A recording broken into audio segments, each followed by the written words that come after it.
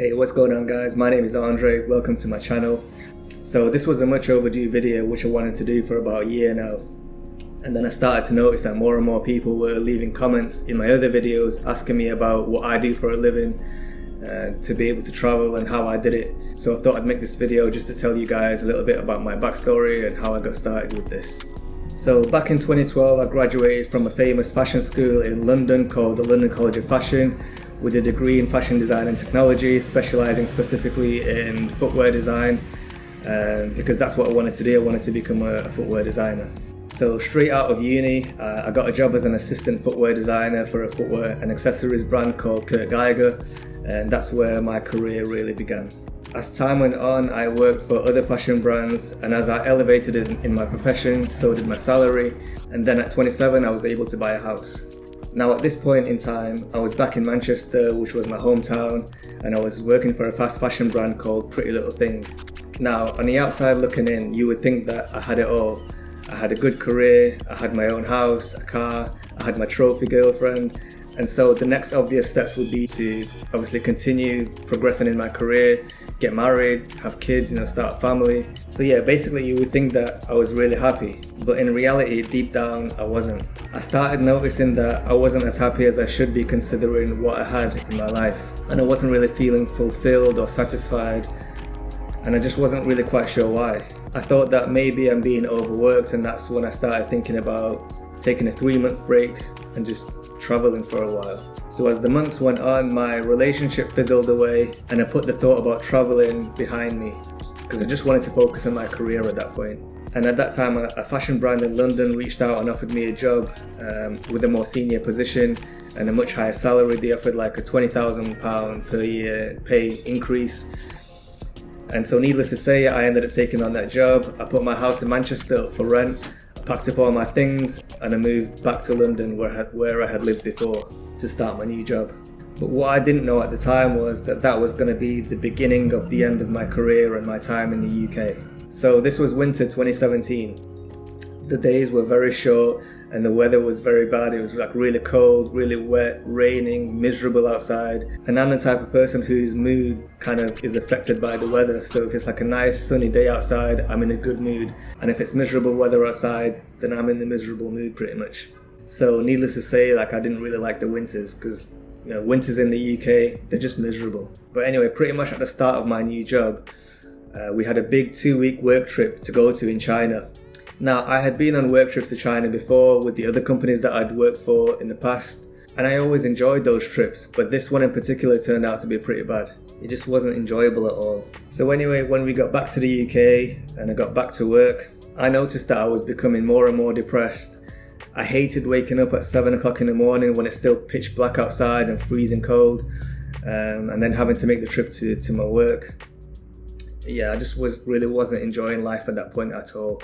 And I started thinking more and more about the future. I was thinking about where I would be 10 years from now, 20 years from now, 30 years from now. And then that's when I started thinking that this isn't what I wanted to do for the next 30 years of my life. It wasn't just that particular job, it was just having a job in general, having like a 9 to 5, working every day for the next 30 years of my life. It's just not something that really appealed to me. And to be honest, I despised it so much that I even thought about buying alcohol like whiskey or vodka or something like that, just to drink in the mornings, just so that I could be in a happier mood just to get into work. And I remember being in the supermarket in the alcohol section, and then I just started to remember about some of the other people that I've met in my previous jobs who have also done similar things, because I can remember there were certain people who would come into work, there was smell of alcohol, and I could smell weed on them as well. And to be honest, I didn't want to go down that route because I just feared for where it might lead in the future. I just thought that no good could come from that, because it starts with the alcohol. Next thing you know, it's drugs, and then you get into a bad habit to where every time you feel down, you turn to drugs or alcohol to make yourself feel better. And like I said, that's just not the route that I wanted to go down. But I knew that something had to change, because I've never been the type of person to just put up with being unsatisfied in life and just to go along with it. I feel like a lot of people just get into that sort of comfort zone in life. They'll take on a job that they don't really like, Next thing you know, like a year or 2 years, 3 years go by and they're in that comfort zone. They know that they've got that salary coming in and they know that it's going to pay their bills. And, even though they don't like the job, it becomes more difficult to leave that job, and then it becomes a hassle to try and find a new job. So they end up just putting up with everything and just sticking with that job instead of just, following their dreams. And I've noticed people can be like that with relationships as well. They'll get into a relationship with somebody who isn't particularly good for them, but then like a year or 2 or 3 years go by and it becomes more difficult to leave that person and find someone else. So they end up just sticking with them even though they know they could do better. And I've never been that type of person. I've always just, if something wasn't going right in my life, I always wanted to make the change as quickly as possible. I realized that progressing in my career and earning more money just doesn't equate to happiness. I realized that even though I was earning more money, I was still working 8 to 10 hours every day. I still only had around 24 days per year in holiday allowance. And because my position was more senior, I also had more responsibilities and more pressure on my life. Now, for the last couple of years prior to that, I'd always been trying out different online side hustles, just different ways that I could try and make more money online. I was always watching like those make money online videos and just trying out different things. So earlier that year, so like near the beginning of 2017, I created an Etsy store and I tried print on demand. That's where basically you work with a supplier of white label products such as blank t-shirts and sweatshirts, for example. And that supplier integrates with your Etsy store. Then you create designs to put on those products and you just list those products on Etsy, on your Etsy store. And then once a customer buys one of your products, said supplier then picks up that order automatically because obviously they've integrated with your store. So they know when orders are coming in. And they would then print the product and ship it to your customer for you. So you don't need to buy anything in bulk up front. Everything is made to order. When you receive the money from your customer, your supplier will take their cut to print the products and ship it to your customer. Etsy will then take a small fee and whatever is left over is your profit. So I tried that, but I wasn't really able to make money with that, so I kind of gave up in the end. So anyway, back to the jobs. When the thoughts started creeping in about drinking alcohol, to make myself feel better and everything, I just realized, something has to change. So that's when I ended up just quitting my job. And I went quite a drastic route actually. I ended up buying a one-way ticket to Thailand, and that was going to be it. At the time I had around £2,500 in my bank account. I would have had more, but I lost around £2,000 to £3,000 on cryptocurrencies during that big crash that happened at the end of 2017. And I also had around £2,000 on a credit card. So I gave my landlord about 1 month's notice, and during that time I started to sell off all of my belongings. And I gave away quite a lot of my clothes to different charities. In the end, all of my belongings could literally fit into one medium-sized luggage case in one backpack. When I got rid of all my things, well, most of my belongings, I felt like a big weight had just been lifted off my shoulders. I felt free. I felt like I could just go anywhere. I really felt free for the first time in a long time. I felt like I could just get up and go anywhere I wanted to go without anyone being able to stop me. Now, me putting myself into that situation, it was a big risk, quitting my job, getting rid of most of my things, buying a one-way ticket to Thailand. I was putting myself into this big sink or swim type of situation. And I believe that in life you have to be willing to be able to take those types of risks and put yourself into those types of situations in order to really progress. I had no choice. I had to either succeed or I would come crawling back to the UK with my tail between the legs. And obviously that's not what I wanted. So straight away I started to try to figure out how I could make money online. My one source of income at the time was the rental property that I had still in Manchester. And that was generating me the equivalent of around $450 in profit each month. But obviously that wasn't going to be enough to keep me going.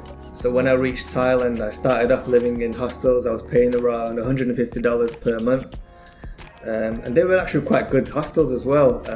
I always chose the ones that had the little cubicles, so they were a little bit more private, instead of the ones that were more cheaper, the ones with the bunk beds. And it was really interesting. It was a really exciting time in my life, to be honest, because I was out on my own for the first time, traveling around, and staying in those hostels was really fun too, because I got to meet all kinds of different people from all walks of life. Now, I didn't really start trying to make money online until like a few weeks later when I arrived in Ho Chi Minh in Vietnam. I was staying at this hostel in the city centre, And when looking at making money online YouTube videos, I came across this woman's channel. She's called Kelly Roberts, or Kelly Robertson, something like that. And she was talking about how she was making really good money making simple notebooks and journals and selling them on an Amazon platform called KDP. It stands for Kindle Direct Publishing. Now, I had seen her videos before, but I had never really looked too much into it. But then I remember seeing one of her videos and she was just making it look so easy, you know. She was making quite a lot of money, so I thought I'd give it a try. And this would have been around August 2018. So it was a really simple type of business where you just sign up to a KDP account and you could just create a front cover and a basic lined interior and upload them. You give it a little title and description and you set your price and you just list it. And if a customer buys it, KDP will print the book and ship it to your customer for you, and you'll receive a royalty for it. So you didn't need any money to start that type of business. And it was perfect for me because I had design skills. So I just used Photoshop and Illustrator to create the front covers and interiors. And then I would list around 50 of those different types of notebooks and journals with different covers in about a month. So this would have been in September. But unfortunately, I didn't make any sales that month at all. And that really kind of put me off because I got so excited about it. I thought I was going to make, loads of money straight away. And after about a month of doing it, I got absolutely nothing. And that's when I started to think that it was all bullshit, just like a lot of the other make money online schemes that you see on YouTube.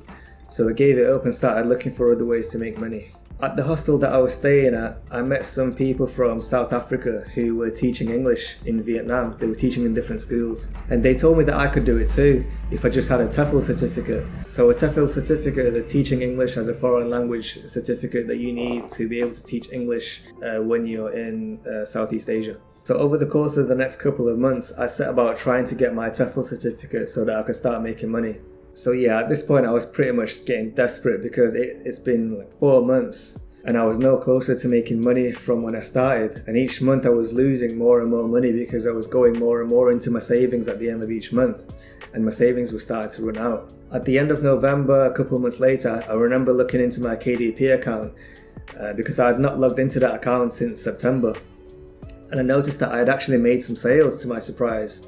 Not much, but I actually made some profit. So I made around $7 in profit in October and around $12 in profit in November, which I was really shocked about, and it actually motivated me to keep going with it. So throughout December, I started listing more and more notebooks and journals, literally around 10 per day. So that month I ended up listing around 300 of them, and I ended up making around $100 in profit. And I knew then that all I needed to do was just to keep going with it and keep doing what I was doing. So over the next few months, as I was traveling through Southeast Asia, I was working on my KDP business on the side. I was uploading lots of different types of notebooks, journals, planners, and even coloring books. And in May 2019, around 9 months since I started with KDP, I had my first $1,000 profit month. So that, coupled with the income that I was making from a rental property, I knew that I was making enough money to where I didn't need to worry about running back to the UK with my tail between the legs. And after a couple of more months, I decided to make my way to South America, starting in Brazil for a few months and then Argentina.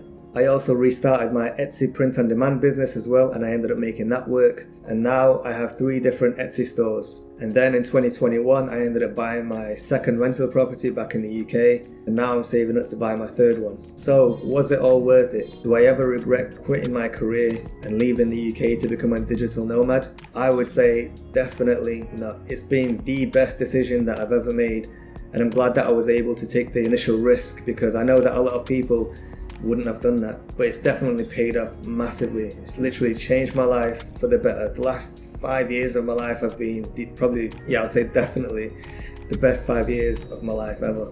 Even though the first year was very difficult and I had to put in a lot of work every day to make things work, but it was a very exciting year and I really enjoyed it. And now 4 years later, I don't really have to work as much because most of my income is mostly passive, and I just really get to enjoy my life because the work to life balance is way better. I mean, just last year alone, I went to 9 different countries, from South America to Europe to the Middle East to Southeast Asia, and then back to South America again. And I just had an amazing time. Right now, I'm in my favorite city, Buenos Aires in Argentina. And in a couple of weeks, I'll be going to one of my other favorite cities, Rio de Janeiro in Brazil. And this is what I enjoy. This freedom to be completely location independent, being able to go wherever I want to go, whenever I want to go, without anyone telling me what I can or can't do. I remember how miserable I used to get all the time and try to put on a brave face in front of people, but now it's completely different. I can't even remember the last time that I wasn't happy. I can't remember the last time that I woke up in a bad mood or I went to sleep in a bad mood. Like I said, it's just completely changed my life for the better. I wouldn't say that being a digital nomad is right for everyone, because there are definitely pros and cons that go along with this, and I'll make a separate video about the pros and cons of being a digital nomad.